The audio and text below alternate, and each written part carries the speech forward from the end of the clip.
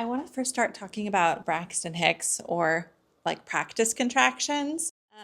Braxton Hicks is just a stupid man that attached his name to like the function of a woman's body. So I don't really like to say Braxton Hicks. He didn't discover them. We knew that practice contractions existed before he came along. So I just like to say that, but Braxton Hicks is probably what you'll hear. So basically it's a contraction that you get that comes randomly. So there isn't any kind of pattern to it. It's totally random. You can have one 30 minutes apart, 3 hours apart, whatever. There's no pattern. And they're pretty short. So usually they're only 20 to 30 seconds long. You might not even notice them.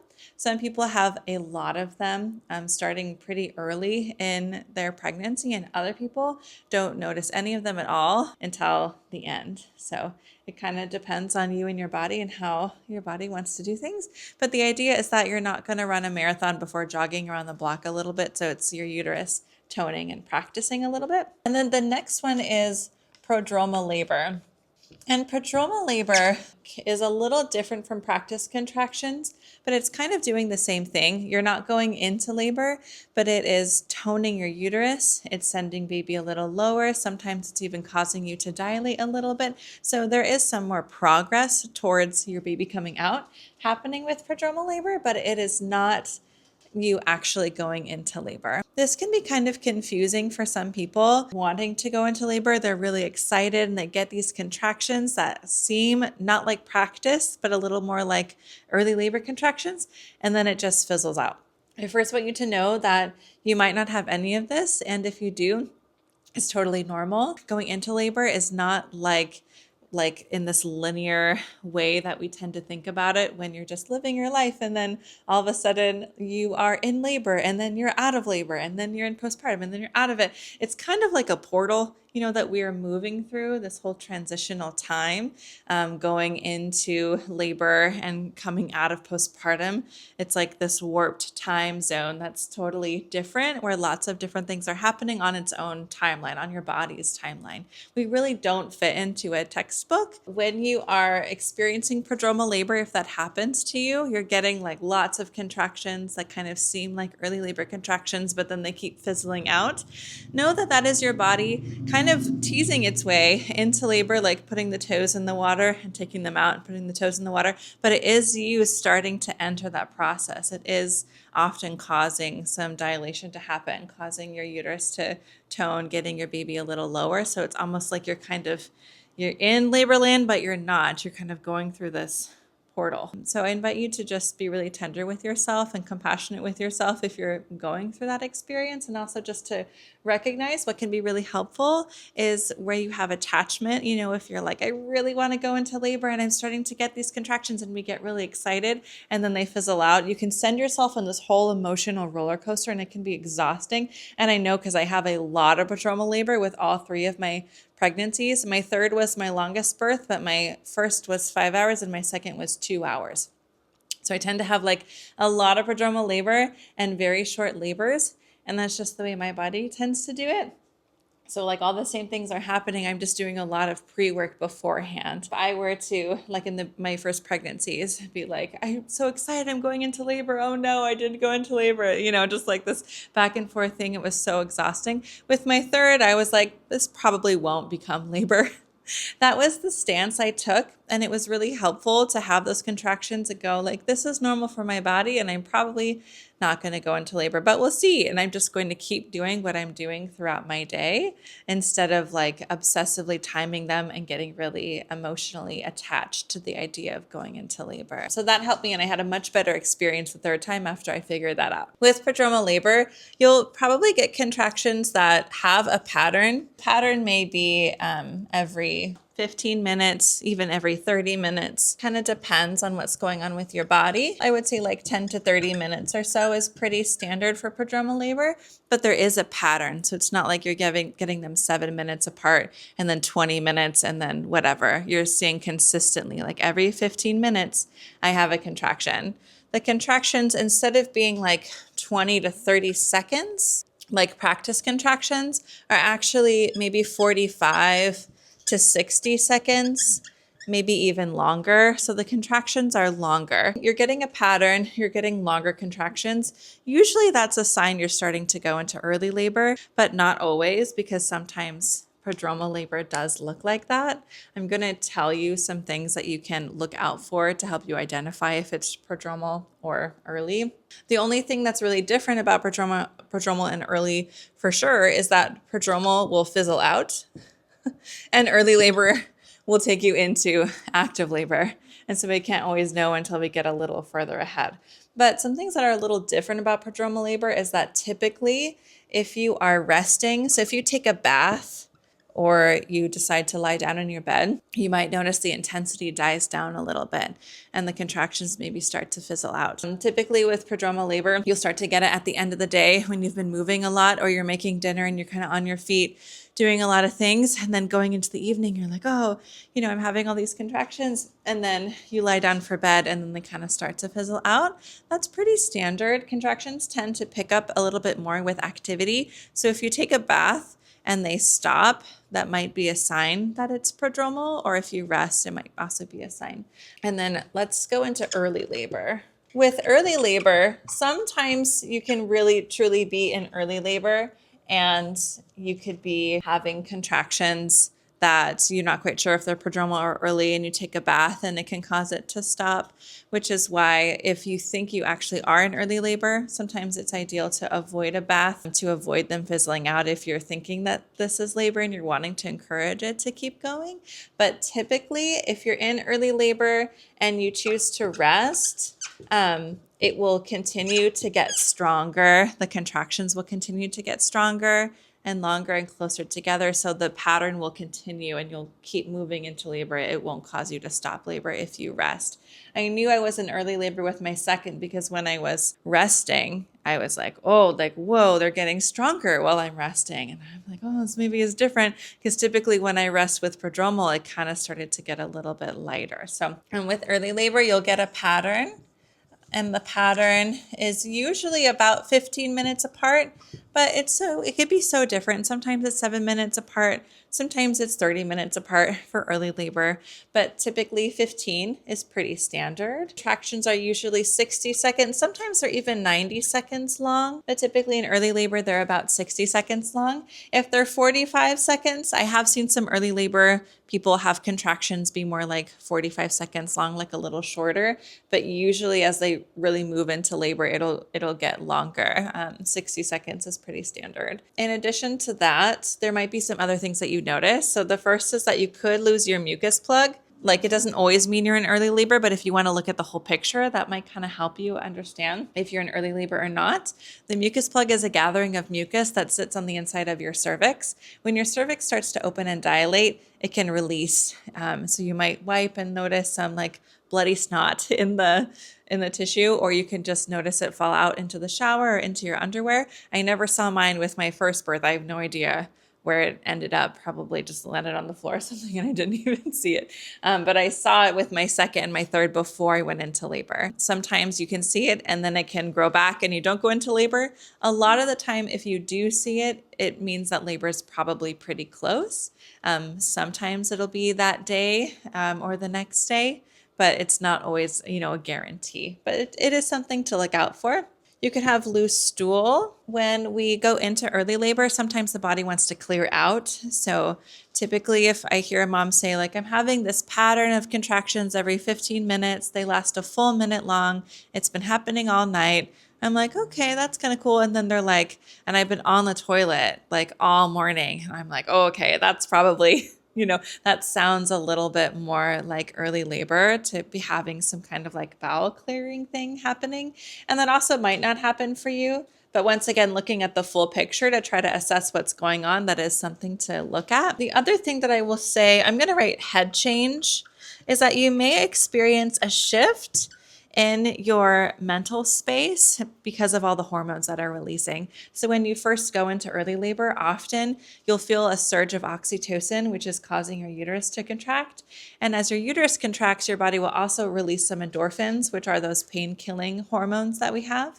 And the endorphins give you this feeling of euphoria. the oxytocin gives you this feeling of like love and bliss and joy. Sometimes parents will kind of get this rush of hormones, and they'll feel a little bit altered. They'll feel like, I don't really want to go to the grocery store right now. I want to stay home. I want to kind of like get in the zone. There's like this calling to go inward. I think that's pretty common for people when they go into early labor.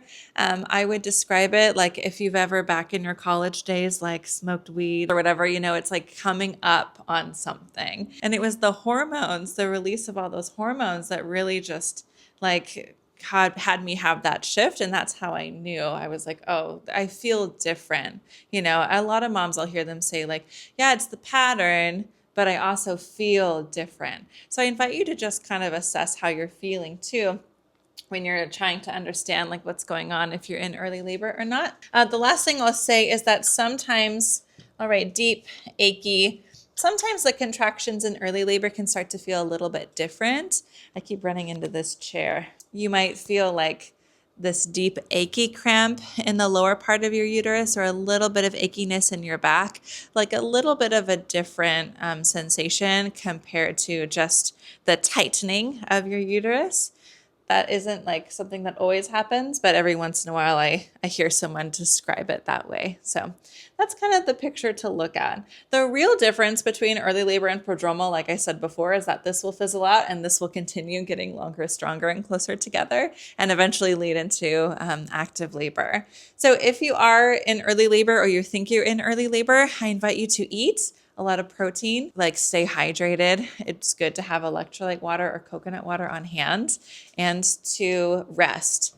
If you wake up at night and you are having contractions, if you can sleep through them, please sleep through them. For my second early labor, all throughout the night, I just like woke up to a contraction. My husband slept through this, and I like grabbed his shoulder, and I was like, oh, like breathing and like moaning, just like squeezing his shoulder. And then I just like went back to sleep. And then I woke up and I just grabbed his shoulder, and then I went back to sleep, and he just like slept through the whole thing, which was great for him. He got the sleep, and I got sleep in moments, like in windows, which was so much better than not getting any sleep at all. If maybe I'll say it's common for a first-time parent, especially, to have long early labors. Typically, early labor isn't very painful, but it does take work, like having contractions. You need to like focus on it sometimes and breathe through them. Even if you might not be experiencing a lot of pain, it might be interrupting what you're doing, or it might be interrupting your sleep because it's at that level of intensity. Typically, prodromal labor contractions you can sleep through most of the time, and early labor contractions will usually wake you up. Every once in a while, a mom will be like, I've been having these contractions all night long, like for several nights, and it's not leading into anything. It's like prodromal, but I'm not sleeping. And that would be a time where we would want to discuss and do therapeutic rest, or take magnesium and take a bath, something to try to calm your uterus and like get you to rest for a little bit. Or do we want to just use castor oil or a membrane sweep or a tool to try to get you into labor? So if you have an experience where you've just been like up all night long and you're heading into the day and nothing is changing, it might be good to kind of have that conversation and think about like, what do I want to do? Often just doing some rest is better, because then you can avoid any risks that come with inducing your labor. Even with natural induction methods, going into labor spontaneously tends to make labor easier. And every once in a while, using one of those tools is the right choice too. So I just want you to know that you have options around that always. Okay, so the next stage after early labor, it's really anticlimactic. So I have to erase all this stuff. Okay, so the next is active labor. When you're in active labor, I'll share the pattern again. Take it with a grain of salt. Typically, contractions are 5 to 7 minutes apart. Once again, they're lasting 60 to 90 seconds. Usually active is when contractions will stretch a little bit more into the 90-second realm for how long they last. I know some parents who had contractions 8 minutes apart their entire birth. And I know parents like me who had contractions 3 minutes apart and they never spaced out more than that. Just because your contractions are a certain amount of time apart at one stage of labor, like an active, it doesn't mean it'll be like that forever. Sometimes at the end of labor, contractions can space out a little bit to give you a little bit more of a break. The pattern can shift, but this is pretty standard. And I also want you to recognize that it's just not that way for everybody because your body might do things totally differently. But if you're noticing you're having contractions about 5 minutes apart, the contraction lasts a full minute and that continues for an hour or more, that is usually the sign that it's time to call your midwife or head to the birth center or hospital. Everyone is different. So I invite you to assess active labor in a few other ways too. One other way you can assess is by looking at how you're coping. If you can talk during a contraction, you're probably not in active labor. You want to be able to or you want to be at an intensity before you go into your provider where you are having a contraction, and then you need to cope with that contraction, go inward or use a tool to get through it, and you're usually not able to talk. So you need to use a tool to cope with the contraction. We're not able to talk during the contraction. And then another way to assess active labor, if you want to rest in between. Every person is so different. So it's really hard to be like, this is active labor and this is not active labor, because it could just appear and present so differently for everybody. But typically there'll be this kind of pattern happening. You won't want to talk during a contraction. You'll need some kind of tool like moaning or moving your body or something like that to help you with the contraction. And then in between contractions, you probably won't be all chatty, okay, let's, whatever. You'll probably want to rest in between them. Then again, I have seen people making jokes and dancing and being really silly in between contractions, deep in active labor. So that does happen, but it's more rare. Most of the time, you'll go a little bit more inward. An early labor contraction usually looks like, oh yeah, one's starting right now. Yeah, I just kind of feel, one second, I'm just going to focus on that. You know what I mean? They can talk a little bit. If you're on the phone, you can kind of be like, yeah, I'm having one. I don't really want to talk, but I can. And you're kind of yeah, it's here. I can feel my body, whatever. We're just kind of in that entering phase. When you're in active labor, you'll probably be a lot more inward during a contraction and using a tool. And it might look something more oh, right? We're way more inward. And if someone is on the phone, instead of being yeah, I can, you know what I mean? You'll be hang on a second, and then do the thing.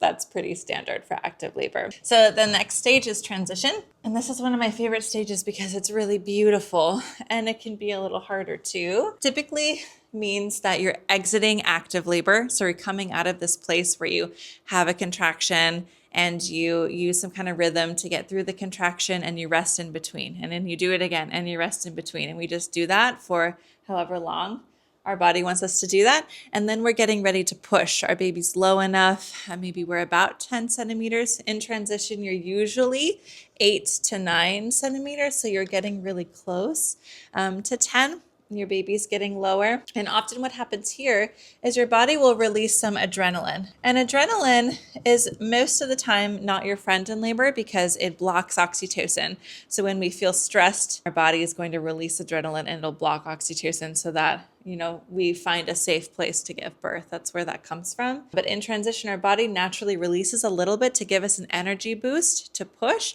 And also I think to kind of help us come out of this dream-like, hazy, euphoric place of labor into a little bit more of a focused place so we can attend to a newborn that we're about to give birth to. So sometimes what can happen with adrenaline is we may feel a little bit shaky. We may also feel some doubt come up. I don't know if you've heard when you feel like you can't do it anymore, you're about to have your baby. Yeah, that's pretty common to just feel I don't know if I could do it anymore right before the end. And that often is an expression of adrenaline. Sometimes you can vomit or feel a little bit nauseous. there were times with my third birth where I would like throw up and I got kind of shaky and I was like, I don't want to do this anymore. And then I was like, oh, this is transition. But then it like, kept going. It was really interesting. With my third was just a funky, weird birth. But with my first, I just was like, I think that I'm done now. I think I'm done. Like just this really like I'm kind of over it. Super easy transition. And with my second, my transition was a lot harder. I felt like I faced a lot of doubt. I needed to use a lot more tools to cope. I really had to lean on my partner. And then my baby came out, and it was really incredible. So it can be different for everyone. I don't want to scare you and make you think that it's this like really hard, scary part of birth, because it's a natural part of birth. And sometimes it just washes through pretty smooth.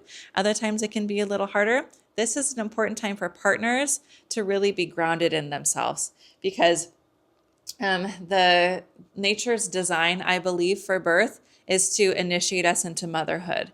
When we step into motherhood, aware of our own power and strength, it supports us in motherhood. Birth offers us an opportunity to awaken to the power that's already within you. You already are so powerful, maybe way more powerful than you realize. All of us are.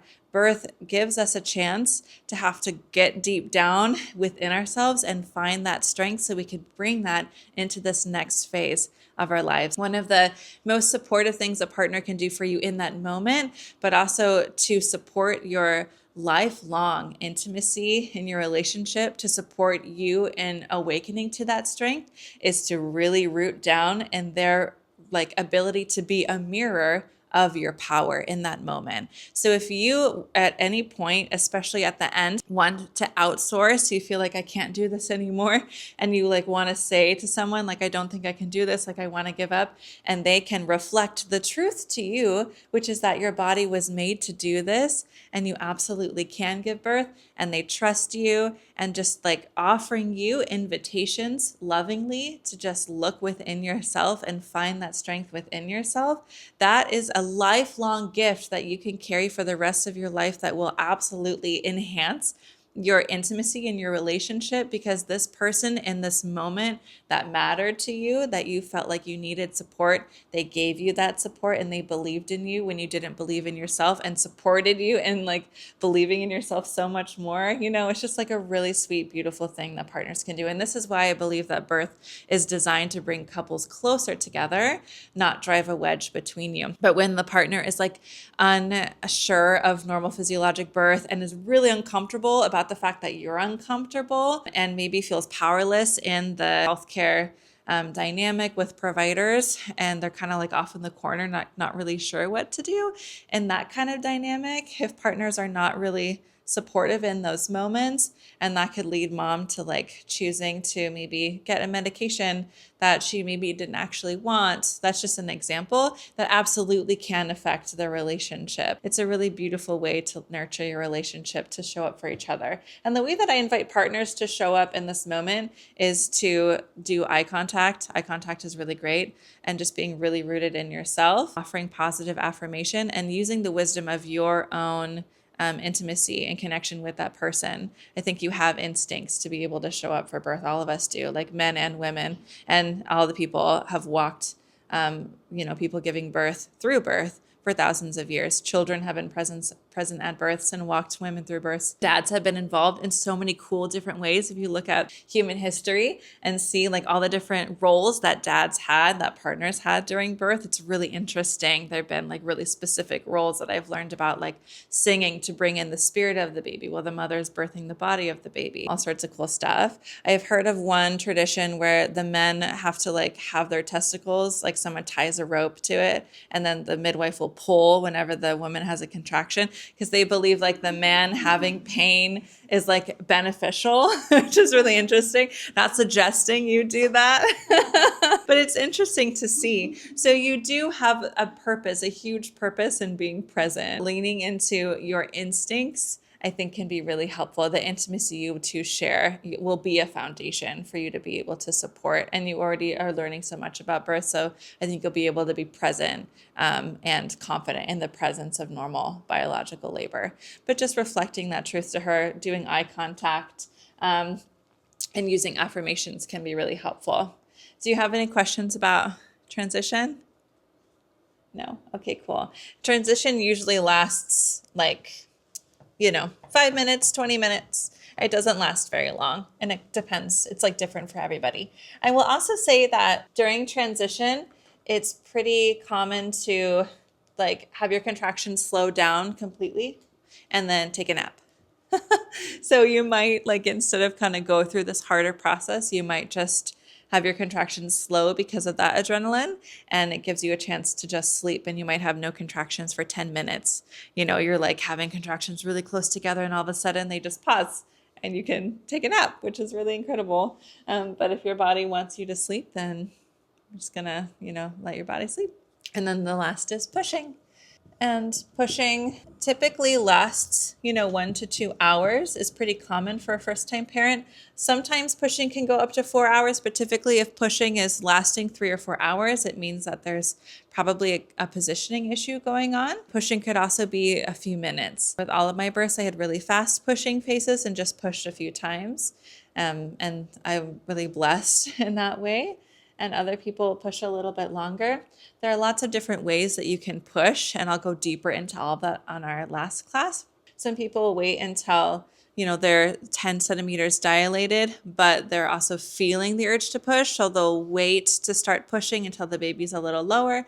Other models of care will have someone we'll invite them, usually without offering them another option, to start doing directed pushing, where they're like holding their legs back, holding their breath, engaging their tummy muscles, and bearing down to the count of 10 to get baby out. And so there's a big difference between intuitive pushing and directed pushing, and that can really impact the process, of pushing that you have, like your experience. And there are risks too to directed pushing that I think are important to know about before we just kind of like routinely do that. It's just important to know that directed pushing is not mandatory and that there are some benefits to it, especially if baby is needing to be born faster, because it can definitely expedite delivery, but it does increase the risk for tearing and exhaustion for you and fetal distress for baby. So yeah, it's good to know so you can make informed choices. I'll go really deep into it all. Yeah.